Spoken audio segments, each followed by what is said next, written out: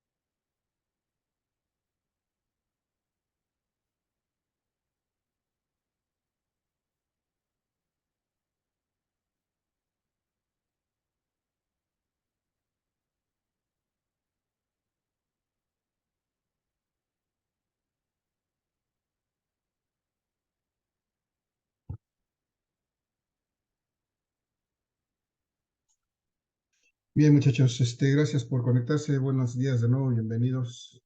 Vamos a iniciar la sesión del día de hoy. Si no mal me acuerdo, en la sesión pasada ya concluimos de revisar lo que es el tema de eficiencia. Hicimos varios ejercicios al respecto y compartiendo esa presentación, en donde vimos lo que es la eficiencia o rendimiento de un circuito eléctrico, la eficiencia eléctrica propiamente. Vimos que esa eficiencia eléctrica resultaba de la relación, la división entre la potencia útil de un circuito eléctrico entre la potencia total de ese circuito, sabiendo que la potencia útil pues es la potencia que se desarrolla o que se consume en la parte externa del circuito, y la potencia total ya se conforma de diferente manera, que es esa potencia útil, que es la que tiene beneficio en el circuito, más una potencia de pérdidas. Y esta potencia de pérdidas se genera internamente dentro de la fuente debido a una resistencia interna que es propia de la fuente, y que al pasar una corriente por esa resistencia interna pues genera una potencia de pérdidas, una potencia que no se utiliza y que se convierte generalmente en calor, o se manifiesta de esa forma como calor que genera esta fuente, pero que finalmente no tiene una utilidad para el circuito, pero sí forma parte de la potencia total del circuito, entonces hay que tomarlo en cuenta. Y si podemos determinar esa potencia útil y hacemos su relación entre la potencia total del circuito, podemos obtener lo que se llama la eficiencia del circuito, que en este primer caso, si solamente dividimos la potencia entre potencias, nos queda una potencia sin unidades, es decir, un número que va a variar entre 0 y 1, que va a representar qué tan eficiente es este circuito. Y si además multiplicamos esa relación por 100, podemos expresar esa eficiencia en un porcentaje. Y también veíamos que una forma de relacionar las potencias con los parámetros del circuito era por medio de las ecuaciones que contienen las corrientes y las resistencias. Entonces la potencia útil también la podemos determinar a partir de esta relación, o a partir de esta relación determinar cualquiera de las características, la corriente o la resistencia externa, y también en una relación similar podríamos determinar la potencia de pérdidas. Y finalmente, por otra parte, veíamos que en el interior de la fuente podemos distinguir ahora dos voltajes, un voltaje que es el que nos entrega la fuente hacia afuera en el circuito, lo digamos el voltaje externo, e internamente podemos distinguir la fuerza electromotriz que genera esta circulación de corriente en el circuito, y la relación o la caída de voltaje interna producida por esta resistencia interna.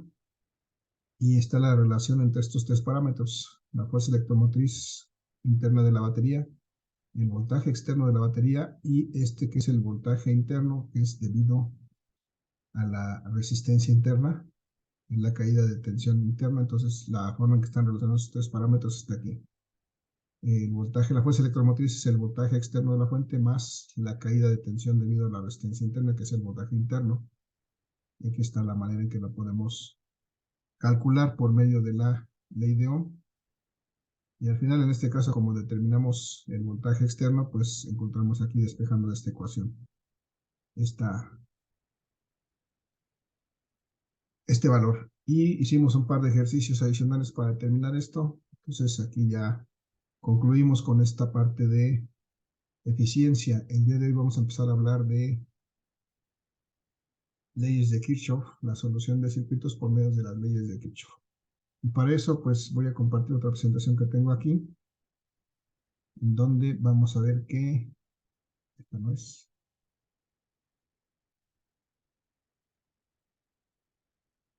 Vamos a ver que la otra presentación que voy a compartir es la que me habla de las leyes de Kirchhoff. Ya tenemos a la vista. Pues todo esto que tenemos aquí, muchachos, estas imágenes nos muestran algunos de los elementos que vamos a estudiar en esta ley de Kirchhoff. Necesitamos tener algunos conceptos básicos por ejemplo, de lo que es un nodo, una malla, y lo que son las leyes de Kirchhoff en sí, antes de empezar a revisar este tema, por lo que vamos a dar paso entonces a las exposiciones que nos hicieron sus compañeros al respecto de estos temas, y vamos a ver qué nos pueden decir acerca de lo que son las leyes de Kirchhoff, lo que son un nodo, una malla, una red eléctrica, y cuáles son precisamente esas leyes de Kirchhoff. Así que vamos a revisar sus presentaciones, sus exposiciones del tercer parcial con estos temas, para introducirnos a este tema de leyes de Kirchhoff. Muchachos, antes de pasar a eso, ¿alguien tiene alguna duda, pregunta, comentario? ¿Algo quiere compartir con el grupo? No, profe, ninguna. ¿No? Vale, voy a dejar de compartir esto y vamos a ver entonces quién tiene estos temas para ver que nos comparta. Tengo aquí exactamente los que necesitamos ver, no tengo los datos. No me los habían entregado, vamos a ver si existen. Chávez, Morales, Vanessa y Gómez Castillo Maximiliano tienen lo que son leyes de Kirchhoff. Gutiérrez, Suárez, Juan Pablo tienen lo que es nodo. Y Luna Lara, Rodrigo Gael tienen lo que es malla. Y nadie escogió el tema de red. Pero bueno, vamos a ver estos cuatro. Chávez, Morales, Vanessa. Vamos a ver si ubicamos su exposición aquí.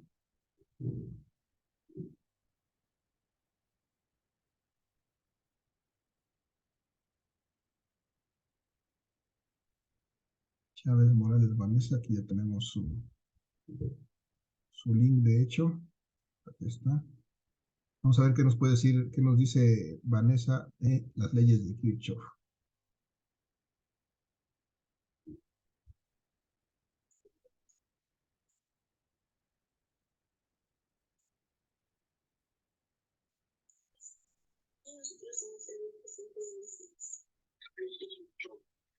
Gustavo Robert Kirchhoff nació el 12 de marzo de 1894 y murió el 17 de octubre de 1887. Fue un físico alemán cuyas principales contribuciones científicas se centraron en los campos de los circuitos eléctricos, la teoría de placas, la óptica, la espectroscopía y la emisión de radiación del cuerpo negro. Inventó el espectroscopio junto con Robert Bunsen, descubrió el rubidio y el cesio por métodos espectrales. Identificó la área B del espectro solar como la producida por sodio vaporizado. Descubrió las leyes generales que rigen el comportamiento de un circuito eléctrico. Se dedicó al estudio de la termodinámica y realizó investigaciones sobre la conducción del calor. Estudió los espectros del Sol, de las estrellas y de las nebulosas, confeccionando un atlas del espacio y demostró la relación existente entre la emisión y la absorción de la luz por los cuerpos incandescentes. Kirchhoff propuso el nombre de la radiación de cuerpo negro en 1862.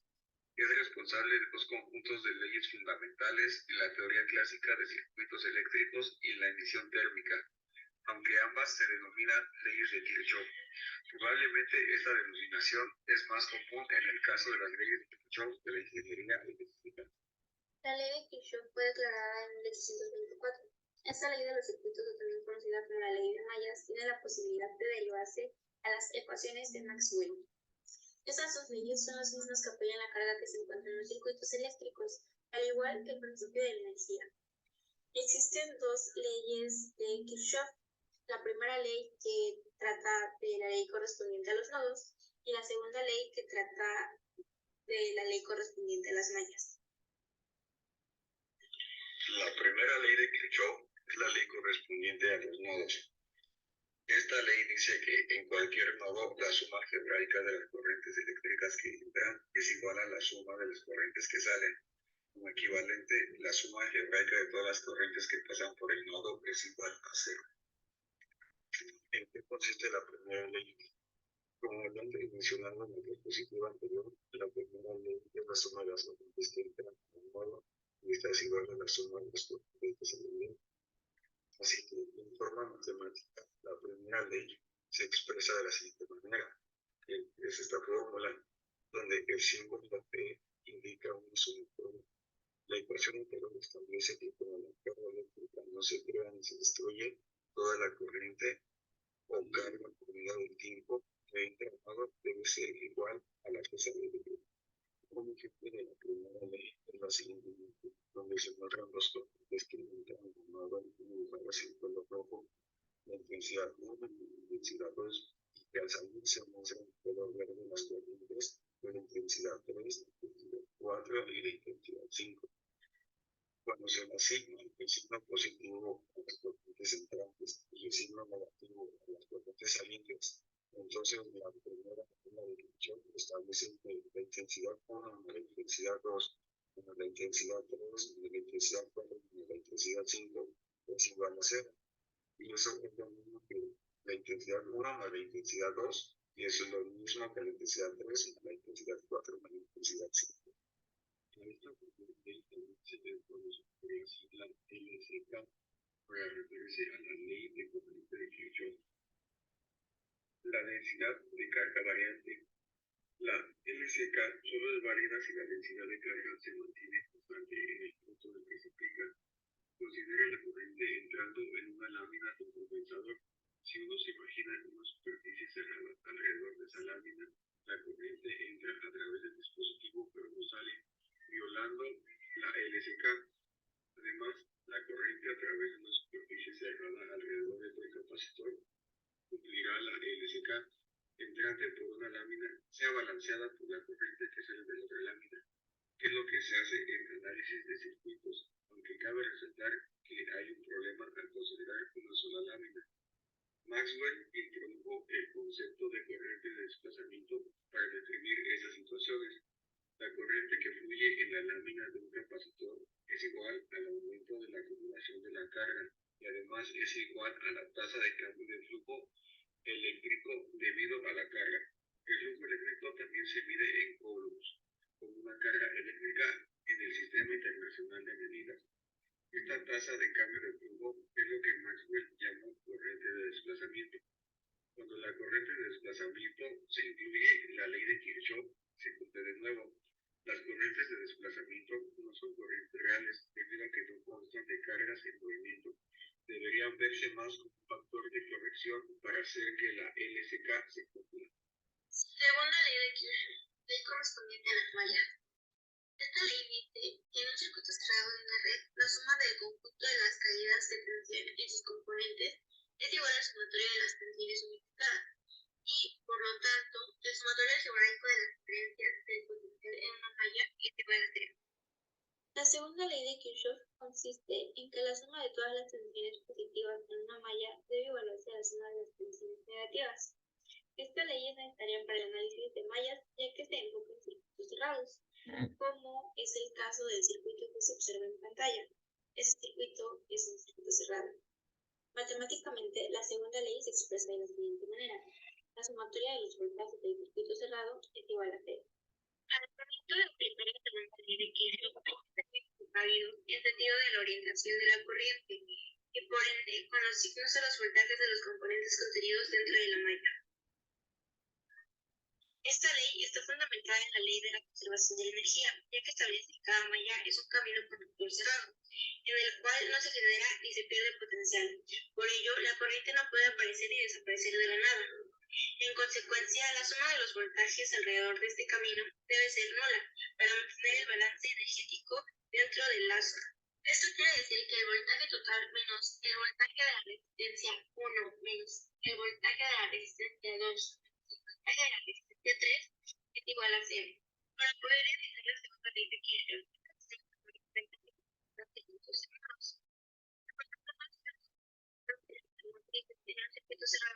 es igual a la suma de todas las caídas del potencial.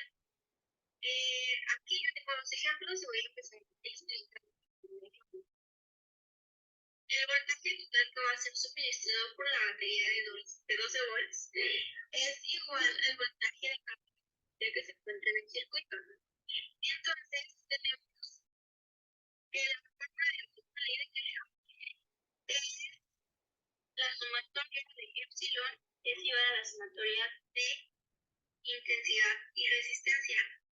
Para poder calcular esto, se tiene que voltaje total es igual a voltaje 1 más voltaje 2 más voltaje 3. Hay que sustituir los voltajes, entonces quedaría como voltaje total es igual a voltaje 1 vale 3 volts, más voltaje 2 que vale 7 volts, más voltaje 3 que vale 2 volts. Entonces hacemos la sumatoria 3, 7 más 2. Esto nos da igual de 12. Entonces, voltaje total es igual a 12 volts. Esto era muy obvio ya que pues en la imagen ya dice cuál es el voltaje de la pila, el voltaje de la resistencia 1 y 3. Pero ahora del lado derecho tengo otro ejemplo. Un circuito cerrado que contiene 3 resistencias y pues la pila resistencia 4 volts. Sabemos que la resistencia 1 vale 20 volts y la resistencia 2 vale 20 volts. Entonces, a nosotros nos toca averiguar cuánto vale el voltaje de la resistencia número 3. Para esto se necesita despejar voltaje 3 en la fórmula. Entonces, tenemos que voltaje total es igual a voltaje 1 más voltaje 2 más voltaje 3. Para despejar voltaje 3, tiene que es igual a voltaje total menos voltaje 2. Ya que voltaje 1 es voltaje 2. Entonces, sustituimos en la fórmula y nos queda que el voltaje 3 es igual a 60 volts, que es el voltaje total, menos 15 volts, que es el voltaje de la resistencia 1, menos 20 volts, que es el voltaje de la resistencia 2. Un paréntesis aquí, nos dice la compañera que aquí hubo un error a la hora de poner este voltaje. En vez de ser 12 volts debe ser 60 volts. Los cálculos son correctos. Nada más que aquí en lugar de 12 les faltó la etiqueta que eran 60 volts para que, por si hay duda de pronto ahí con ese valor. Pero es correcto el cálculo, nada más que les faltó poner aquí la etiqueta de 60 volts. Esto me da un igual a 25 volts. Entonces ya sabemos que la resistencia número 3 tiene un valor de 25 volts. Si es que aún no queda muy claro, dejo el link de los videos Para finalizar, les vamos a decir algunas ventajas y algunas aplicaciones sobre las leyes de Kirchhoff. Una de las ventajas es que la ley de Kirchhoff nos permite las corrientes y los voltajes de una forma fácil. También que la simplificación y el análisis de los circuitos cerrados se pueden modificar. Una de las aplicaciones es que las dos leyes son destinadas a la ingeniería eléctrica con el fin de obtener las corrientes y las tensiones que se encuentran en un determinado lugar que hay en un circuito eléctrico. Y otra de las aplicaciones es que la ecuación de Kirchhoff nos da la posibilidad de calcular la entalpía a las distintas temperaturas. Entalpía es la cantidad de energía que un sistema intercambia con su entorno a presión constante. Por nuestra parte sería todo y espero hayan entendido muy bien. Muy bien, Vanessa y Maximiliano. Gracias por su exposición, estuvo muy completa. El único detalle por ahí, alguna parte en donde sí se extendió la lectura de la diapositiva, pero en general está muy adecuada. Gracias, Vanessa, gracias, Maximiliano. Vamos a ver entonces qué nos dice Juan Pablo acerca de los nodos y después vemos lo que nos dice Rodrigo acerca de las mallas para complementar esta información de la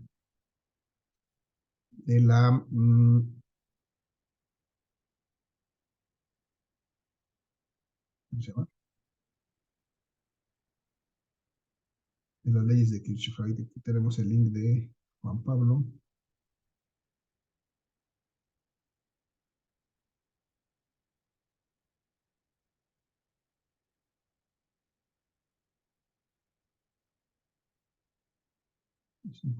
Vamos a ver.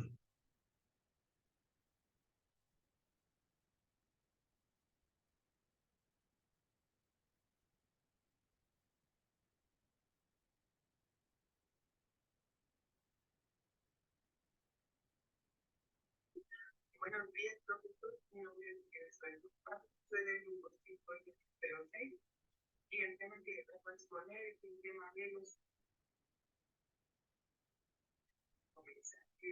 pequeños sobre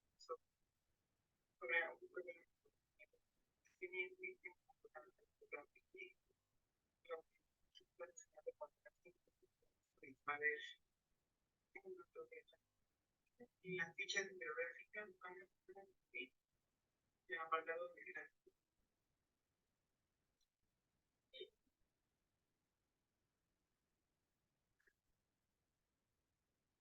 Bueno, un nodo tiene dos tipos de definición.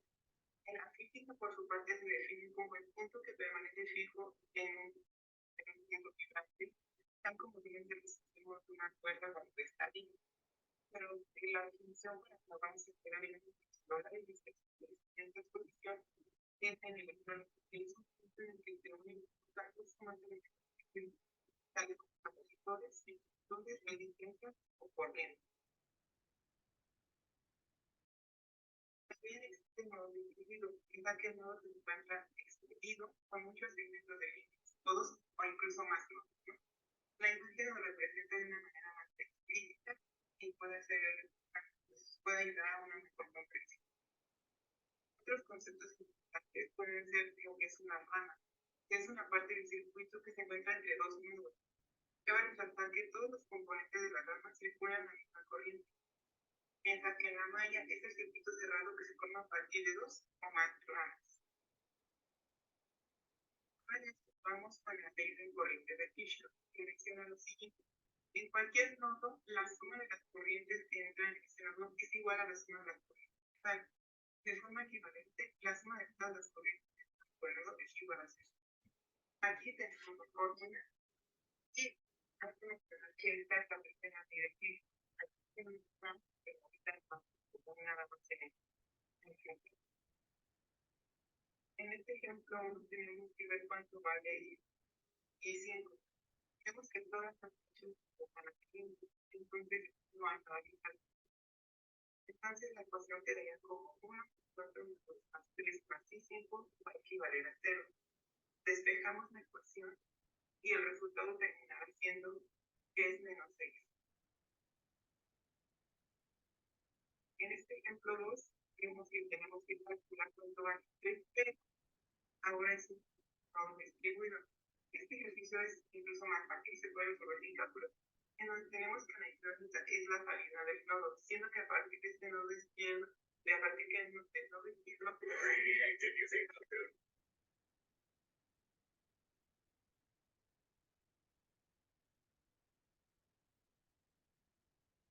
Y como que tuvimos ahí un poco de desfase entre la información y el audio, teníamos una buena, hay buena información, nada más que está desfasado el audio con respecto a la información que está presentando aquí Juan Pablo. Pero bueno, vamos a retomarlo en esta misma sesión o en la siguiente. La información que nos proporciona es buena, pero bueno, hay algunos detalles en cuanto a la presentación. Bien, muchachos, entonces vamos a ver qué nos comparte Rodrigo en relación al tema de Maya. Quizá también nos habló un poquito aquí Juan Pablo. Vamos a ver, Rodrigo, qué nos dice al respecto de las mallas en la ley de Kirchhoff. Aquí tenemos su link. Vamos a ver su video en YouTube. Buenas tardes, profesor. Soy el alumno Luna Lara Rodrigo Gael y mi tema de la exposición es la malla. Espero que sea de su agrado. A continuación le mostraré un poco más sobre este tema.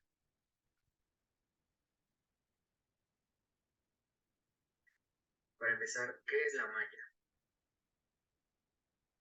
Es la parte del circuito que se muestra entre dos nodos por los componentes de una rama que circula la misma corriente. Forman unas ramas de un circuito. En una malla, la suma de todas las secciones, cada una para su signo correspondiente, es igual a 0. Esa es la ley de Kirchhoff de las mallas. ¿Quién inventó el método de mallas? El físico matemático Maxwell planteó unas ecuaciones para resolver los circuitos por Kirchhoff de forma simplificada mediante unas corrientes ficticias que no existen realmente, llamadas corrientes de malla. ¿Cuándo se aplica el método de mallas? El análisis por mallas es más conveniente cuando hay fuentes de tensión. El análisis de nodos es más conveniente cuando hay fuentes de corriente. Si hay fuentes de tensión y corriente mezcladas, puede utilizarse cualquiera de las dos técnicas del análisis. ¿Cómo identificar las mallas? Primero, identifica las mallas, las ventanas abiertas del circuito. Después, asigna una corriente a cada malla usando una dirección consistente a favor o en contra de las manecillas del reloj. Y por último, escribe la ecuación para la ley del voltaje de Kirchhoff alrededor de cada malla. Leyes de Kirchhoff. La ley de las mallas de Kirchhoff nos dice que en un lazo cerrado la suma de todas las caídas de tensión es igual a la tensión total suministrada. De forma equivalente, la suma algebraica de las diferencias de potencial eléctrico en un lazo es igual a 0, como anteriormente me estaba mencionando. Y por aquí adjunté un video de YouTube en el cual ustedes podrán revisar el tema y algunos ejercicios. Por último, ejemplos de mallas. Estos ejemplos fueron sacados de una fuente donde explica detalladamente cada paso de lo que tienen que hacer para solucionar los problemas de la malla. Y aquí termina el problema. Por último, aquí están las fuentes que si cliquean una, las llevará al lugar donde obtuve la información de la página de la red. Como a continuación se los voy a mostrar.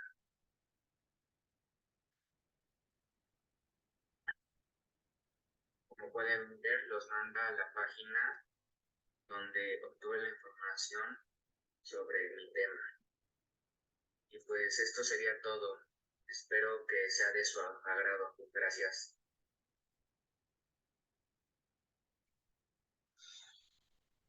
Muy bien, Rodrigo, gracias por tu tema. Ya que nos compartió el tema, Rodrigo, de la, no sé qué es. Esta no es nuestra. Entonces ya los compañeros ya nos dieron aquí una introducción muy completa de lo que son las leyes de Kirchhoff, muchachos.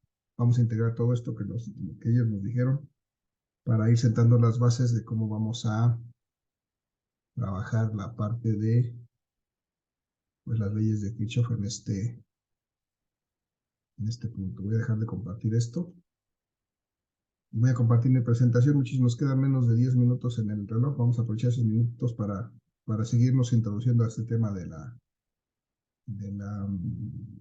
leyes de Kirchhoff. Gracias, Rodrigo. Gracias, Juan Pablo. ¿Quién fue más? Se me olvidó quién más Vanessa. Y me parece que era Maximiliano el otro. Que nos introdujeron a este tema de las leyes de Kirchhoff. Entonces vamos a retomar eso en la siguiente presentación, en donde vamos a empezar a hablar precisamente de las leyes de Kirchhoff. Aquí están. Aquí están las imágenes que nos representan algunos de esos conceptos que ya nos hicieron favor de nombrar los compañeros y que vamos a repasar sobre estas mismas. Muchachos, aquí estos puntos de lo que acabamos de ver, muchachos, de lo que nos compartieron los compañeros. ¿Alguien me puede decir qué significan estos puntos A, B, C, D? ¿Qué serían? Nodos, mallas, ramas. ¿Cómo podemos identificarlo?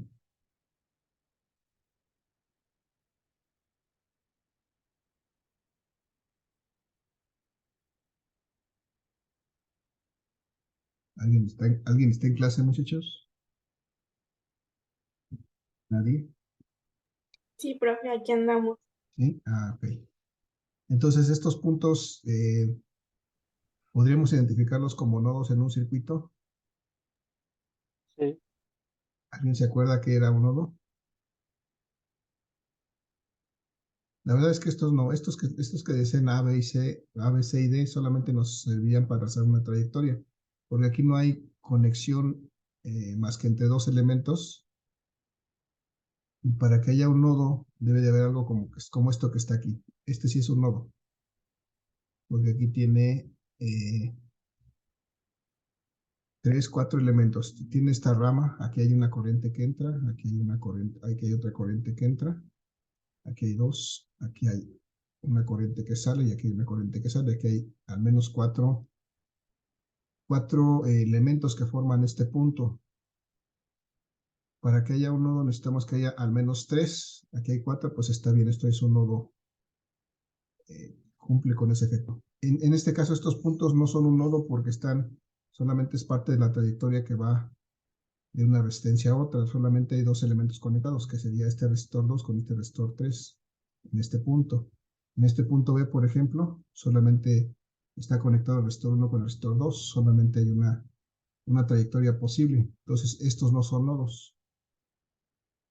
Solamente son designaciones que me permiten marcar una trayectoria del circuito, pero no es un nodo.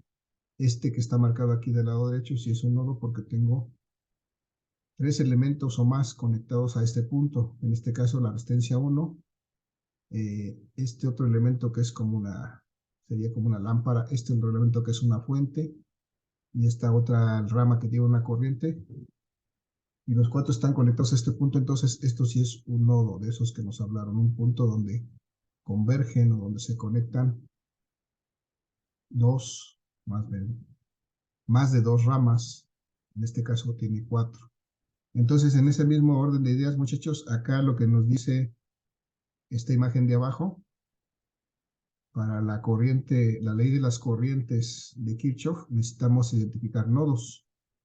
Y aquí tenemos 2 nodos ya identificados, muchachos. Este nodo 1 que está aquí arriba, en donde convergen o donde se unen 3 elementos, que sería Por ejemplo, esta resistencia 1 y esta resistencia 3 y esta resistencia 2, las tres convergen en este punto.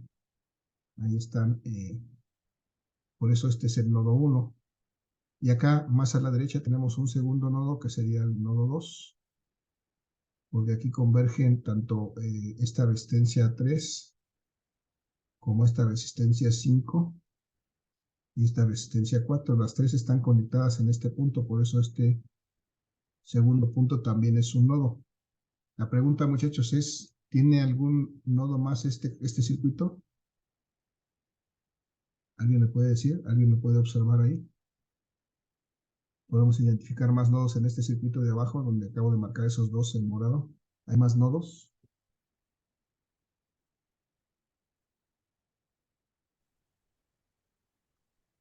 Los dos de abajo, no. Ajá. Bueno, no sé si los dos de ahí donde está abajito serían también nodos. Muy bien, sí, también serían nodos, aunque no hay elementos aquí propiamente, pero hay tres ramas aquí conectadas. Este también sería un nodo y este también sería un nodo. Porque aquí convergen, por ejemplo, esta resistencia, pero también converge esta rama, aunque no hay ningún elemento aquí conectado, esta es una línea por donde hay algo que circula, en este caso una corriente, y aquí también hay otra línea por la cual puede estar circulando una corriente, puede tener cualquier dirección, pero aquí, en este punto, confluyen al menos tres ramas, y en este también, por eso tenemos aquí un nodo 3, por ejemplo, podemos llamarle un nodo 3.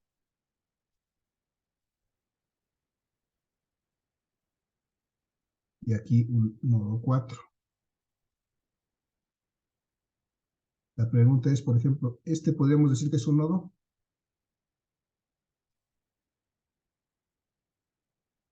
Este que marqué aquí sería un nodo. No, profesor. No, ¿verdad? Porque aquí solamente hay dos elementos, uno que viene de la resistencia 3 y esta línea que viene de este nodo, pero no hay más que dos. Para que sea un nodo necesita haber al menos tres, como en este caso, o 4, o 5, o 6, los que sean, como en este caso. Entonces, eso es para que vayamos identificando lo que es un nodo. Entonces, todos estos dos que están marcados en morado y estos dos que están marcados en azul, sí son nodos. Aquí tenemos el nodo 3 y el nodo 4. Este no es un nodo. Podríamos darle un nombre, pero sería parte de una trayectoria solamente en el circuito, pero no sería un nodo. Bien, entonces ya identificamos nodos en este circuito. Eso nos lo mostró Juan Pablo en su presentación. Un lugar, un punto donde convergen o donde se confluyen tres o más conexiones. Pero también nos habló de las ramas. Las ramas, decían, es una trayectoria donde todos los elementos tienen la misma, son recorridos por la misma corriente. Entonces, muchachos, aquí tenemos, por ejemplo, esta trayectoria entre el nodo 1 y este nodo 3, esto sería una rama, porque en esta trayectoria del punto del nodo 3 al nodo 1 está circulando esta corriente que está marcada con esta flecha azul. Es la única que puede circular ahí. Nos queda menos de un minuto, muchachos. Yo creo que el día de mañana seguimos con más calma para ver todos los demás elementos. ¿Alguna otra rama que puedan identificar ahorita rápidamente? ¿Entre cuáles nodos?